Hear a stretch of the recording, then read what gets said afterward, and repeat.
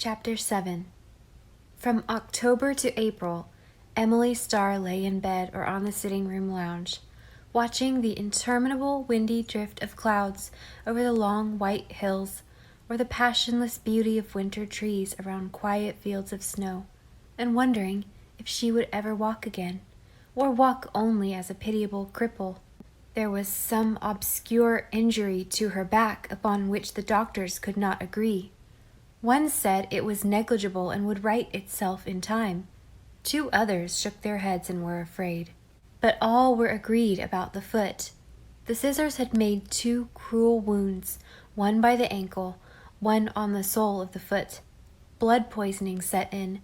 For days Emily hovered between life and death, then between the scarcely less terrible alternative of death and amputation. Aunt Elizabeth prevented that. When all the doctors agreed that it was the only way to save Emily's life, she said grimly that it was not the Lord's will, as understood by the Murrays, that people's limbs should be cut off, nor could she be removed from this position. Laura's tears, and Cousin Jimmy's pleadings, and Dr. Burnley's execrations, and Dean Priest's agreements budged her not a jot.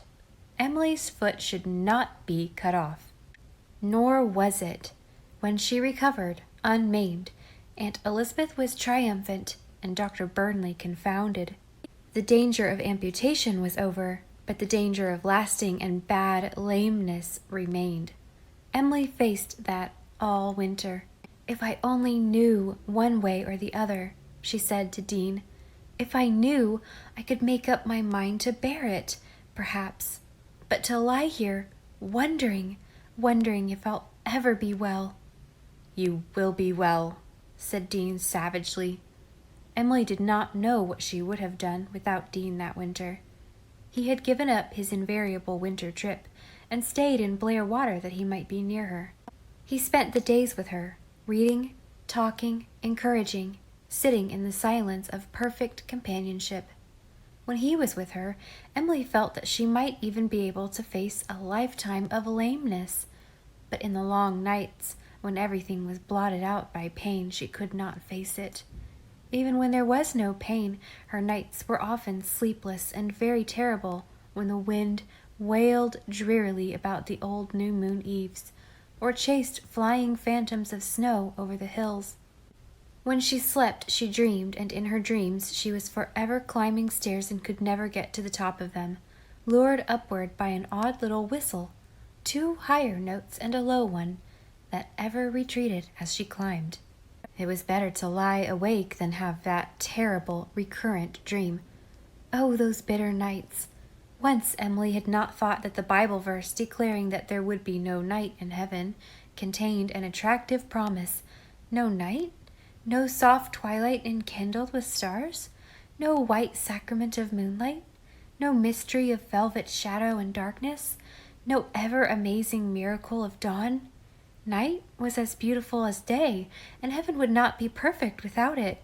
But now, in these dreary weeks of pain and dread, she shared the hope of the Patmian seer. Night was a dreadful thing. People said Emily Starr was very brave and patient and uncomplaining, but she did not seem so to herself. They did not know the agonies of rebellion and despair and cowardice behind her outward calmness of Murray, pride, and reserve. Even Dean did not know, though perhaps he suspected. She smiled gallantly when smiling was indicated, but she never laughed. Not even Dean could make her laugh, though he tried with all the powers of wit and humor at his command. "My days of laughter are done," Emily said to herself, and her days of creation as well. She could never write again. The flash never came. No rainbow spanned the gloom of that terrible winter. People came to see her continuously. She wished they would stay away, especially Uncle Wallace and Aunt Ruth, who were sure that she would never walk again, and said so every time they came.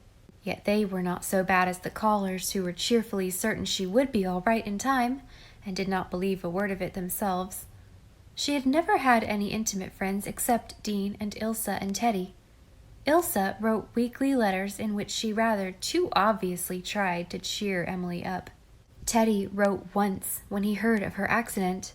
The letter was very kind and tactful and sincerely sympathetic.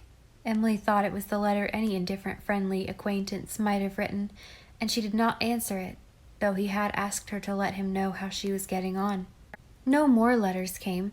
There was nobody but Dean. He had never failed her, never would fail her. More and more as the interminable days of storm and gloom passed, she turned to him. In that winter of pain, she seemed to herself to grow so old and wise that they met on equal ground at last. Without him, life was a bleak, gray desert, devoid of color or music. When he came, the desert would, for a time at least, blossom like the rose of joy, and 1,000 flowerets of fancy and hope and illusion would fling their garlands over it. When spring came, Emily got well so suddenly and quickly that even the most optimistic of the 3 doctors was amazed. True, for a few weeks she had to limp about on a crutch, but the time came when she could do without it, could walk alone in the garden and look out on the beautiful world with eyes that could not be satisfied with seeing. Oh, how good life was again! How good the green sod felt beneath her feet! She had left pain and fear behind her like a cast-off garment, and felt gladness.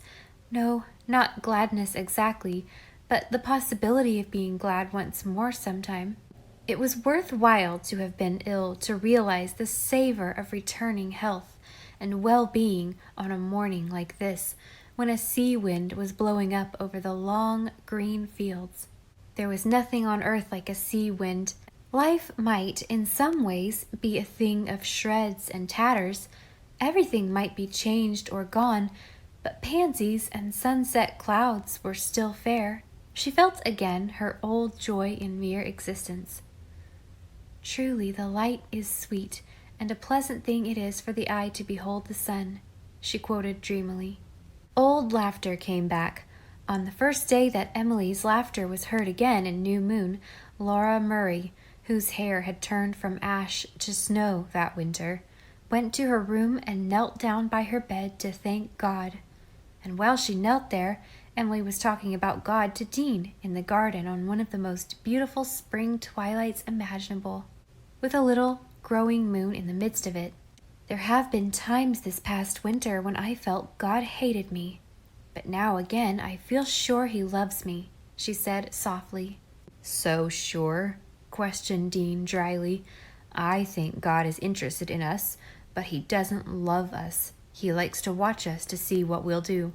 Perhaps it amuses him to see us squirm. What a horrible conception of God, said Emily with a shudder. You don't really believe that about him, Dean? Why not? Because he would be worse than a devil then, a God who thought only about his own amusement, without even the devil's justification of hating us? Who tortured you all winter with bodily pain and mental anguish? Asked Dean. Not God, and he sent me you, said Emily steadily. She did not look at him. She lifted her face to the 3 princesses in their Maytime beauty, a white rose face now, pale from its winter's pain. Beside her, the big spirea, which was the pride of Cousin Jimmy's heart, banked up in its June-time snow, making a beautiful background for her. Dean, how can I ever thank you for what you've done for me, been to me, since last October? I can never put it in words, but I want you to know how I feel about it. I've done nothing except snatch at happiness. Do you know what happiness it was to me to do something for you, Star? Help you in some way, to see you turning to me in your pain for something that only I could give, something I had learned in my own years of loneliness, and to let myself dream something that couldn't come true, that I knew ought not to come true. Emily trembled and shivered slightly, yet why hesitate? Why put off that which she had fully made up her mind to do? Are you so sure, Dean, she said in a low tone, that your dream can't come true?